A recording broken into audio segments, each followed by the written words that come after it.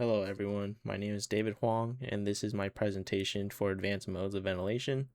The mode that I will be going over is APV, which stands for Adaptive Pressure Ventilation. The first thing we will talk about is the mode overview, how the mode basically functions. The control variable for this specific mode will be the pressure.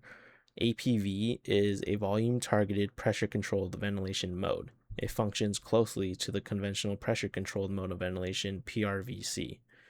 Pressure is the control variable rather than flow in this case. Pressure is adjusted between breaths to achieve the target tidal volume set by the respiratory therapist. The breath can be triggered by the ventilator or by the patient. So basically, if you already have a working knowledge of how PRVC works, this mode is essentially the same exact thing, just with a different name.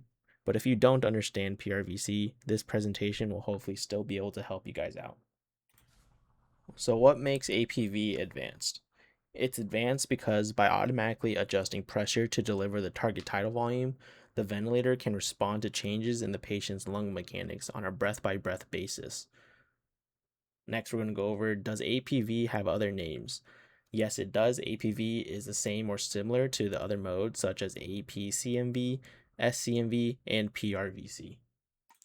Next, we're going to go over the indications and patient types that PRVC helps with. APV PRVC should ideally be used on patients with ARDS or lung conditions that require adaptive pressurized support in order to minimize barotrauma. So it's a great mode to use if you want to implement lung protective strategies. Patients with more sensitive and changing lung mechanics is also something to take into consideration when choosing this type of mode. All right, moving on ahead, we're going to go on to the physiologic principles. How does it help physiologically? APV/PRVC benefits the lungs by providing a constant tidal volume at the lowest possible airway pressure, which can lead to improved oxygenation, better ventilation, and reduced lung injury. So now that we kind of have a background of how the mode actually works, let's go into the adjustable parameters that the ventilator allows us to set. So we got tidal volume, you can set the IE ratio, the respiratory rate, the FiO2 percentage, the PEEP, and what kind of trigger you want for the vent. You can either have it ventilator triggered, or if you want it patient triggered, you can choose between flow or pressure. Now, some approximate starting ranges for these settings. Your tidal volume, you kind of want to use your clinical judgment. So depending on who you're working with, you want to do 4 to 6 or 6 to 8 milliliters per kilogram. Your IE ratio, you want to be around 1 to 2, depending on what your patient is presenting with. Your respiratory rate, 12 to 20, FiO2, 21 to 100%. Your PEEP, 5 to 10, and your trigger, like I said, mentioned before, you can choose between flow or pressure. Next, we're going to be talking about the waveforms and monitoring. On the screen here, I have a couple of waveforms for you guys that you'll typically see on vents utilizing the APV or PRVC mode. The first waveform on the top here in yellow is going to be the pressure waveform. The number 3 is going to be representative of the PEEP that you set your vent to.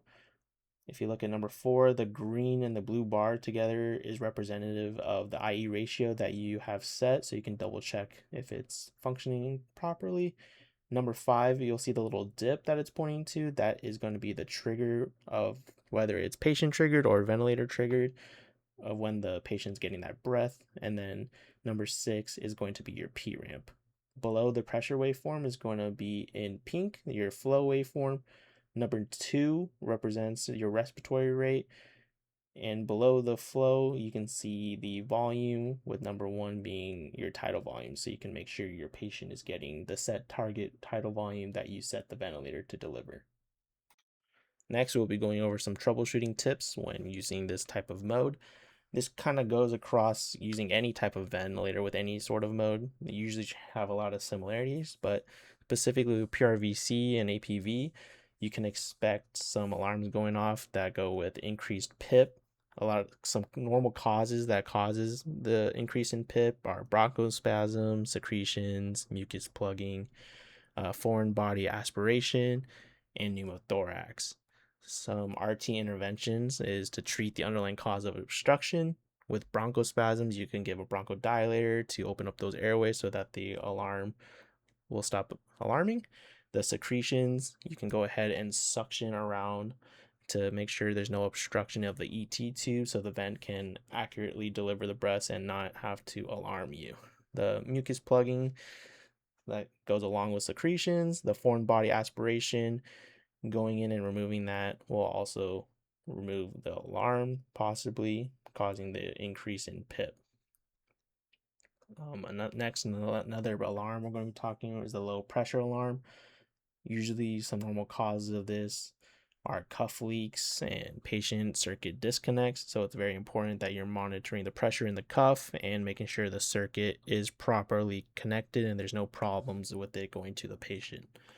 Some RT interventions, we just mentioned before, so monitor cuff pressures, ensure proper circuit connection to patient. Some more troubleshooting.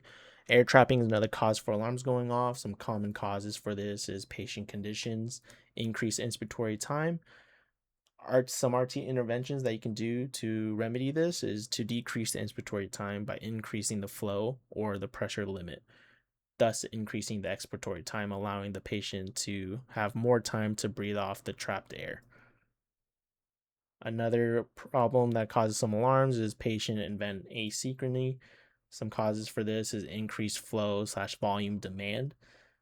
The patient usually wants more volume than the set target volume that was set by the respiratory therapist. So when this happens, the patient will take a deeper breath in, trying to get more flow in, but the vent will read that and get feedback from the patient, and this will cause the vent to decrease the pressure, and this is the kind of asynchrony that happens between the patient and the vent, because now you're decreasing the pressure, which was helping the patient, and now the patient is going to have a harder time breathing because it's going to be increasing their work of breathing. Now we will go over the main advantages and disadvantages of APV. The advantages are, first, it guarantees a set tidal volume by adjusting pressures based off of patient lung compliance. Next, it minimizes lung injury.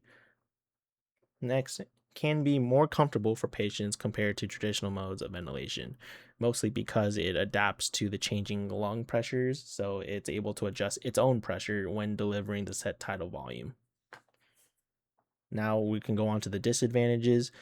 It's dangerous when patient has a high respiratory drive. Like I was talking about earlier, this often leads to reduced pressures, leading to an increased work of breathing. So when a patient has a higher respiratory drive and wants to take in more volume than what is set, it's going to tell the vent to pretty much accommodate for it by reducing the pressure, and this is not advantageous for the patient as they're trying to not have such a high work of breathing. And to the last point, it causes patient ventilator asynchrony. Now I'm going to give you guys this case study so that we can kind of bring all this information together in a scenario. A 46-year-old male, previously healthy, was admitted to the ICU following severe community-acquired pneumonia. Despite aggressive antibiotic therapy and 100% non-rebreather, his oxygen saturations continued to decline. He was intubated for worsening hypoxemia and placed on mechanical ventilation for suspected ARDS. His height is 178 centimeters. His ideal body weight is going to be 70 kilograms. His ABG readings show that a pH of 7.28, a PaCO2 of 52, a PaO2 of 48, and a bicarb of 22. The chest x-ray shows bilateral diffuse infiltrates consistent with ARDS. So based on the information provided, the intervention was that the team decided to initiate PRVC mode on the ventilator. This is because PRVC provides a target tidal volume while automatically adjusting inspiratory pressure to achieve that volume with the lowest possible airway pressure, making it well suited for ARDS patients who require long protective strategies. So on the ventilator, the mode is going to be PRVC. Recommended starting parameters with the tidal volume being 5 milliliters per kilogram, since we're kind of want to be cautious about the lungs and we don't want to damage it in any sort of way, causing barrel trauma. We want the respiratory rate to be about 16, PEEP of 5, FiO2 of 100% since he was on non-rebreather previously and it wasn't effective. The trigger, we would set it to flow with the 2 liters per minute and an IE ratio of 1:2. Breathing as patient status changes, gradually decreasing the FiO2 and PEEP. FiO2 first, of course, while maintaining adequate oxygenation so that your patient is safe. And yeah, that wraps it up. That's the end of my presentation. I hope you guys were able to learn a lot more about how APV and PRVC works, and that's it. Thank you. My references will be at the end of this video.